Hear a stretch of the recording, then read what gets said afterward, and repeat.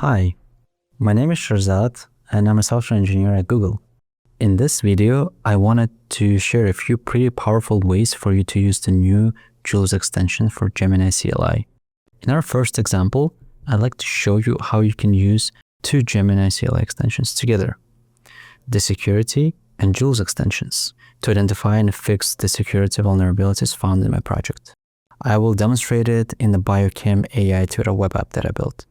It acts as an intelligent tutor answering biology and chemistry questions. So let's get into it by firing up the Gemini CLI. In my setup, I already have the Jules and security extensions installed. I'm going to kick off the security analysis report for the entire repo.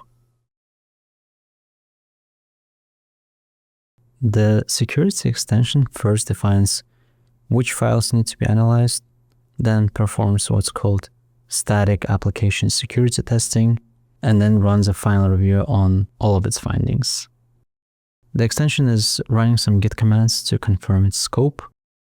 It tries to see if there are any files recently committed, but in our case, we requested a full repo scan. And we can see that it listed all the files in my project. Okay, so this is the to-do list for the extension.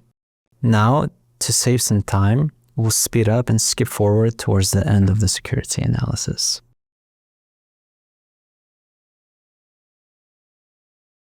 I see that I find quite a few issues.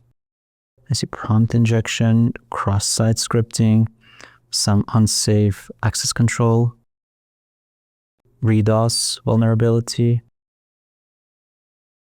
and exposed API key. That's not good. Seems like a good list. Let's export this to a separate file so we don't lose it. And I'd also like to push it to my repo.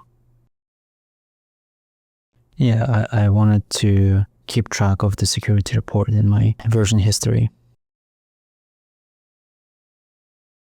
So let me make sure that we have it in the repo.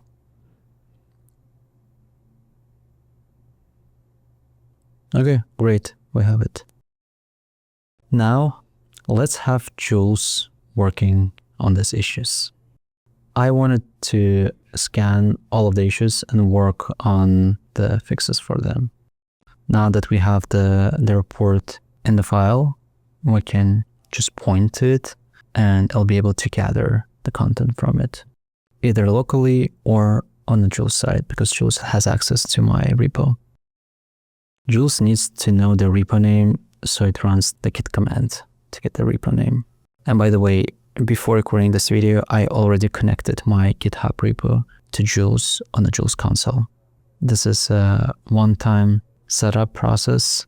After that, all of the future and existing repos are automatically connected. Awesome, looks like Jules started working on a task. Let's try asking Jules about the status of the task that we just started. And yes, it is in the planning stage. Let's take a look at the Jules console. I can see that Jules is already scanning the codebase. Now I'm gonna go have a coffee and hopefully Jules will be done by the time I come back. Let's see if Jules is done with our task. When I'm interested about the status of my tasks, I can use just a natural language based on the description of the task.